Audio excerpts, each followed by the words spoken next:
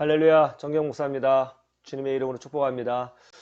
오늘 우리가 다뤄볼 주제는요, 목사님에게 상처를 받았습니다. 어떻게 해야 하나요? 이것을 가지고 이야기를 좀 해보려고 합니다. 목사님에게 상처를 받으신 적이 있습니까? 평소에 사랑하고 존경하던 목사님에게서 깊은 마음의 상처를 받은 적이 있으세요? 만약 그랬다면 여러분 지금 어떻게 하고 계십니까? 목사님에게 상처받았어요. 그러면 어떻게 해야 할까요? 목사님께 상처를 받은 이후 신앙생활의 패턴이 달라졌죠? 목사님 얼굴만 봐도 마음이 답답해지고 때론 야속하고 화도 나고요. 섭섭하죠. 그리고 설교 말씀을 들어도 하나도 귀에 들려오지 않습니다. 오히려 설교 말씀을 들으면 들을수록 막 마음속에서 화가 나고 짜증이 나고 그럴 수 있는 거죠. 그리고 목사님과 눈이 마주치면 왠지 모르게 목사님이 나를 더 미워하는 것 같이 느껴지고요. 본인만 알 수 있는 아주 묘한 감정의 벽 같은 것이 느껴지기도 합니다. 급기야는 목사님이 너무 싫어지기 시작하는 거죠. 이럴 때 어떻게 해야 하나요? 여러분 어떻게 하고 계십니까? 이럴 때 여러분 어떻게 하고 싶으세요? 교회를 떠나고 싶으세요? 아니면 교회에 계속 남아있고 싶으세요? 그런 관계로? 아니면 목사님과 관계를 회복하고 싶으십니까? 첫 번째, 교회를 떠나고 싶을 때 목사님께 상처를 받았어요? 못 참겠어요. 해결이 안 되는 거예요. 목사님이 가식적으로 느껴져요. 교회를 떠나고 싶어요. 목사님 말씀이 들어오지 않습니다. 다른 사람들과 이야기하면 나도 모르게 자꾸 목사님 욕이 나와요. 목사님을 비판하게 돼요. 신앙생활에 재미가 없죠? 시간이 점점 흐르면서 목사님 자체가 싫어지고요. 목사님 가족도 미워지고요. 목사님이 행하는 사역도 다 싫어지는 거예요. 그런 마음이 들어요? 그러면 교회 떠나셔야 됩니다. 더 있으면 있을수록 목회자를 욕하는 죄만 짓게 되는 거예요. 신앙 성장에 하나도 도움이 되지 않습니다. 주님의 마음으로 용서하고 품으면 그것이 최고이긴 한데 할 수 없다면 교회를 떠나시는 것이 훨씬 더 유익입니다. 두 번째, 교회에 계속 남아있고 싶으세요? 그러면 목사님하고 이 문제를 놓고 솔직하게 대화로 풀어내셔야 합니다.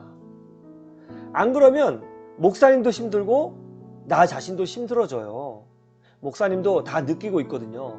아, 저분이 나를 싫어하고 있구나. 저분이 나한테 상처받아서 마음이 다쳤구나. 다 느낍니다. 그럼 목사님도 불편하거든요.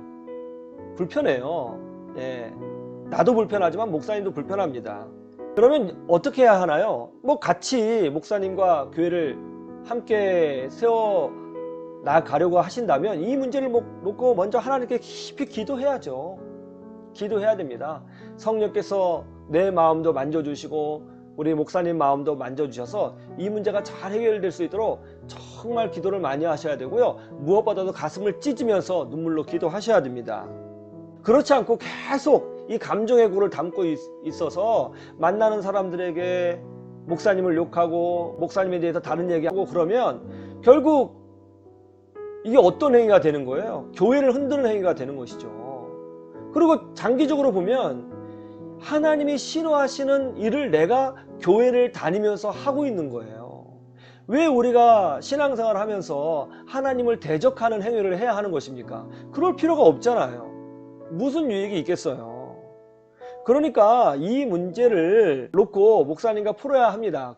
교회에 있고 싶으시면 말이죠. 그런데 이제 이 문제를 풀 때 이런 관점이 중요하죠. 나는 상처받았어. 그러니까 목사님 잘못한 거야. 나는 옳고 난 피해자고 목사님은 잘못하신 분이야.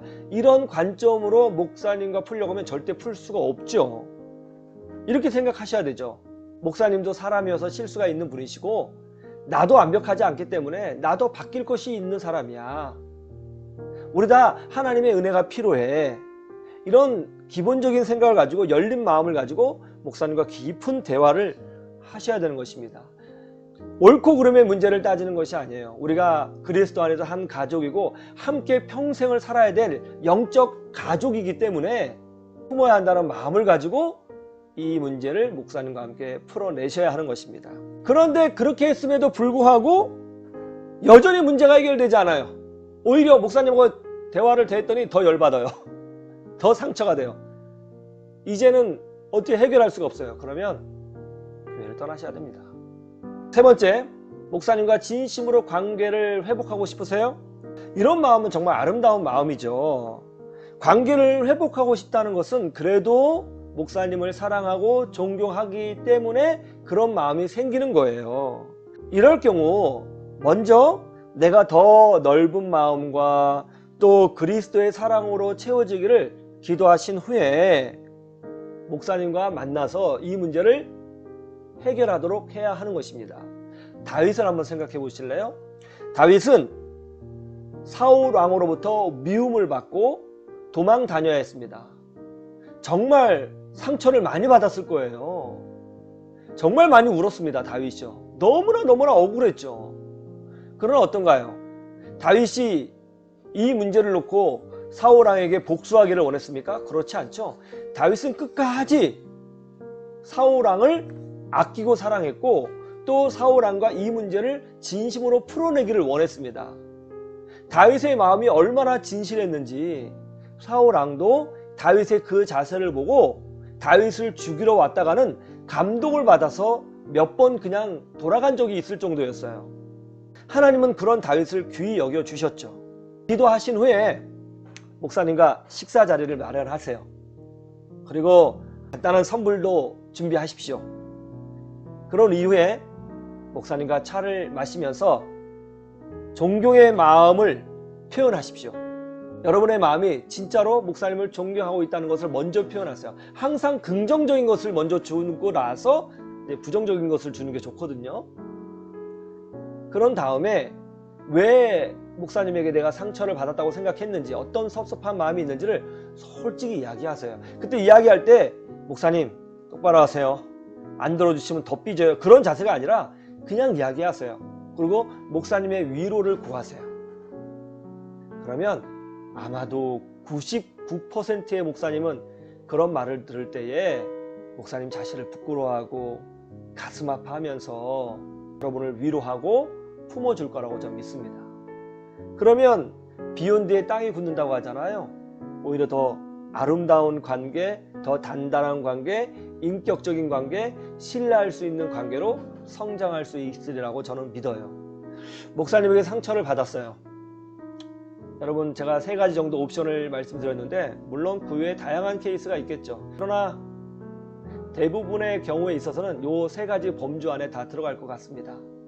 여러분 잘 결단하시고, 또 우리는 싫든 좋든 하나님이 세워주신 주의 종인 목사님과 함께 교회를 세우고 선교를 하고 또 신앙 교육을 받고 믿음으로 성장해야 합니다. 그렇다면 목사님과 좋은 관계를 갖는 것이 내 신앙의 유익이 되겠죠. 여러분들이 그렇게 되기를 주님의 이름으로 축복합니다.